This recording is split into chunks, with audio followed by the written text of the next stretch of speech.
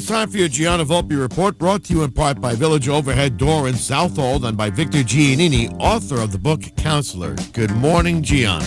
And Michael Evans, author of The Real Matrix. So what's going on? Okay, well, we've got giveaways, first of all, this morning for the this weekend's benefits that we had Sal Di Benedetto and Castellan on last week. So if anybody wants tickets, if they have a random act of kindness that they plan to do for a fellow East Ender, they can call the station here, 631-727-1390 for tickets. We've also got, Robin, I posted this and asked, will you do a random act of kindness? So Robin Epperson McCarthy said she was going to buy coffee for a stranger, but she said to give them to someone else because she wasn't going to be able to go. So I thought I'd offer the tickets to Abra and Chris Pinto from Biophilia and Phil Barbato of Biophilia and Feisty Acres. Maryann Gensler, the new executive director of Maureen's Haven, and Jenni Griffin, a comedian who is getting 2 tickets. She says she does what she can every day in every way. So I'm really excited about that. One of the tickets will be going to one of our current guests, Julien Godiveau. Good morning. Good morning. Bon matin. My French is très mal, but I'm going to do my best. So Julien is here to document Michael Affatato and the Village Cheese Shop. Tell me, good morning, Michael. I know you're in production. Good morning. So, you know what? Let's start this with you, Michael. How did you and Julien meet one another, and how did he come to the States? Right. I met Julien and his wife, Elena, about 13 years ago in Bordeaux at a trade fair. And we just hit it off. His wife is a painter, an artist, and he obviously is involved in film and media. And just a great friendship developed, and I was I've always been very enamored and respectful of his work. And I know that he has a very artistic, even a European vision, which I kind of share as well. And I said, Carpe Diem, let's get this started. Let's try to get you over to the States and do a scouting trip and get some good footage and see where it goes from there. You can't advance until you take some chances, and that's what we're doing right now. Right. And it's off to a good start. So is this going to be for the cheese shop, or also so he can check out locations around the East End for future films and whatnot? The latter. Okay. So it's going to be obviously it's going to be quite a bit of filming of the cheese shop, but I didn't want it to be too top heavy. My goal is really to augment the visibility of Love Lane, and then it expands from there. I mean, the North Fork, as you know, is just so rich with so many personalities and characters and stories and visuals. I mean, it's beautiful. You never get tired of the beauty of the North Fork, and I just really wanted to capture it in moving images, especially. And I don't think anybody, unless I'm wrong, I don't think anybody's ever done that on the North Fork. And so Julien's very, very talented. And he's very easy to work with, and he gets it. He really does. And thankfully, he's only here for a very brief period. But the forecast is really good until maybe a little bit covered up, cloudy on Sunday. But no, he's got some good days of shooting lined up. Awesome. Yeah. Yes. So you've been here 2 days. Yes. And what? Speaking to the microphone, what have you experienced so far? Where has Michael taken you? What are your thoughts on the North Fork? It's very pretty, beautiful landscapes and beautiful people. I met a lot of people yesterday because 2 days ago it was too late to meet people. Yes, okay. Yes, yeah. You got it. I've already shot a TV show for Michael, and because Michael was shooting with TV 12. Okay, Channel 12. News 12, yeah. Channel 12. Okay. Yesterday's news Yesterday. today. So I shoot the TV. Right. Yes, in order to argument his own film for the village cheese shop. Excuse me, it's quite difficult to pronounce. I'm curious. From your perspective, because I know Americans don't generally have the best reputation internationally. No. If you ever, chat rooms and whatnot, like around the world, Americans aren't always known for being the most open-minded or blah, blah, blah, blah, blah. But I'm wondering, has that been your experience out here on the North Fork? Because I kind of feel like East Enders are a little bit of a different breed. Because you were mentioning what beautiful people. Was that something that you expected?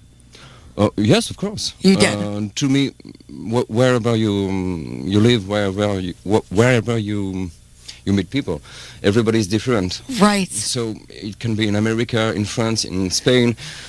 You're gonna be good people. There's jerks and angels on every block. It's the same everywhere. Right. So glad to know that that's the view that you have. So who have you introduced him to so far, Michael? Yeah, we went to our good friends Jenni Lee and Jess over at NoFoRoCo. Excellent. We went to see Gilles Martin, another French person, at Sparkling Point. Yeah, and our good friend Mike Falsetto was there too. Yesterday we went to we were at Sparkling Point for quite a while. We spent quite a bit of time with Elaine over at North Fork Bed and Breakfast. I can't remember the name of it exactly. I don't have my notes in front of me. But that was and Joyce from the Farmhouse Bed and Breakfast as well in Cutchogue. So yesterday was, and then we spent quite a bit of time at the cheese shop. So yesterday was more of lining up the days to come than actual visits. Right. But as I said, it's this, as you know, it's endless. There's so many enterprises here. There's so much new talent on the North Fork. It's growing. And it's literally endless. So fast. It is happening fast. Yeah, and I figured someone at some point, like I said earlier, is going to film it. Is going to do a good job on it. And Carpe Diem. I say Carpe Diem. Let's do it now. Right. Let me ask you this. You said that the North Fork is changing fast. And it's growing. Do you worry about the North Fork losing its cachet, like the Hamptons? Right. And I lived there. It's Sure. kind of lost its cachet of being what it was. Right. The North Fork has always been a place where frankly real people live. Exactly. Right. And if we make it into a tourist mecca. It's not going to be easy for that to even happen. But do we lose that? Do we lose the cachet? Of what the North Fork ultimately, is? yes. The geography is finite. It's not endless. We can't keep adding, dunes and keep growing the fork. It is finite. And it's funny you should mention that because last night I'm a board member of the Chamber of Commerce, Mattituck Chamber of Commerce. We had a meeting last night at Four Doors Restaurant. It was a good turnout, and Scott Walker was there, and he was proposing the moratorium, and of course Ali Tuttle was there from the Wine Council trying to block it, and it was a great turnout. And it was what ended up happening? To be frank, it was a little uncomfortable. It got a little hot in there. Yeah, the supervisor wants to impose, correct me if I'm wrong, he wants to impose a moratorium on wineries and craft beverages in general. That whole thing, because and I'd read this comment, I think it might have been in the Suffolk Times, that there is an issue when your event is based on the consumption of alcohol. Right. And I understand that. Did you read the editorial by 3 Brewing East? No, I didn't. Because I've heard that of it. is one of the things that I've read from that newspaper in the past year, and it was excellent. But the point being, the way the South Fork is known for the rich and the famous, particularly as you go over the canal. Yeah. The North Fork is known for you don't know who has the money because half of them are wearing overalls. And by the way, there was no such thing as a poor farmer. Right. None. It's an oxymoron. No such thing. It's an oxymoron. But I was just considering that because, you see the whole winery thing. The winery thing is cropping up on the North Fork. It is. The way the boutiques have cropped up on the South Fork. Yes. And you kind of wonder if it's going to retain its image as a largely rural agrarian place. Good point. I've been out of the country for 17 years. I just came back to America 3 years ago, so I'm really the wrong person. And you've been going back and forth a little bit. I'm back and forth. Yeah, I'm back. My kids go to school in Bordeaux, so I'm back there every 3 months on average to see them. So I'm really the wrong person to ask about forward vision or at least historically looking at trends. My observations are too new to comment on that intelligently. But it's that's the whole point of last night's meeting as a start, was to put the brakes on some kind of expansion, or at least create some rules so it's shared, the burdens and the benefits are shared by all. Otherwise, yes, like you said, it's going to happen like it happened in California. Napa turned into Disneyland. What ultimately came out of that meeting? Is the moratorium on? I probably shouldn't be saying this on the air. What happened in the meeting basically is that Terry McShane, the president of the wine count of the Chamber of Commerce, put the brakes on it and said, "Okay, this is. I think we should stop here," and we did. So basically, there was no closure last night. It was a little uncomfortable of a meeting. Yeah, the Southold Town Board has to consider that in one of their meetings. Okay. And that was not a town board Southold's, meeting. known as the town of now. That's what I've heard. Yeah. Mm-hmm. But it's interesting. Yeah. Then you would have noticed, having been out of the country for 17 years, how Riverhead has changed. Oh God, yeah, absolutely. Route 58 has gone from being some shopping centers to being Middle Country Road Center Reach. You're right. You're absolutely right. This town has totally lost its cachet. Yeah. Yeah. My parents moved. I was born in Brooklyn. My parents moved us out when I was a baby, from Brooklyn to Rocky Point. My parents bought a starter home. I remember they paid $18,000 back in the day, and Rocky Point was just a podunk little town, and now it's strip mall city. And that's what it's been for the last few decades. So, if we have the patience to look at decade by decade, you bring up a good point. Here we are, 2016. What happens in 2036? What's it going to look like? There is definitely something to be said for critical thinking and development with a plan and a plan moving forward. Because I know my father did his master's thesis on deurbanization and sort of the near impossibility of it. Once you chop down the blocks, once you subdivide the land, it's difficult to go back. Yep. It's not impossible. I know that there is an abandoned like amusement park almost near where he lives, where we go and walk around, and it's like the parking lots are breaking up, the grass is coming through, but that's going to take decades and decades and decades. Well, nature tries to reclaim. It tries, but it takes a long time. So there is definitely something to be said for common sense development and looking forward and kind of having a plan before you make the plot. We are going to have to be back. We're going to take a commercial break. It was so great to have you. Thank we you. need to talk. I'm sorry we didn't get to talk. There's so much going on. That's okay for you. Please come back. Yeah, sure. And visit. And best of luck with the rest of the trip. Mm-hmm. So nice to meet you. Nice to meet you When we too. get back, actually, we're going to have Jenni Morris with us, as well as Adam Coffer from Grace and Grit.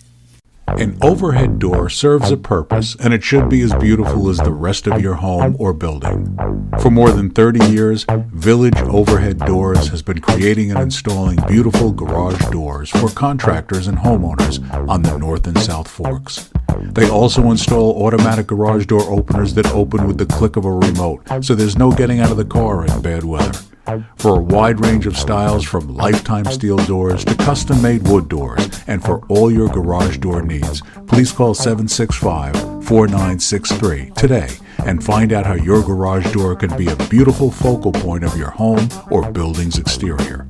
Village Overhead Doors of Southold, 765-4963. Make the call and let them add beauty and value to your home or business. Every villain thinks they're a hero, especially on the East End of Long Island. Timothy Dune is one such man. He's a tortured soul, and you won't be able to put down Victor Giannini's new novel, Counselor, as you're reading about him and what could happen to the East End. Roger Rosenblatt of Time magazine called Counselor an important piece of work. Robert Reeve says Counselor is compelling and will linger in your mind. Don't bury your head in the newspaper or in the sand.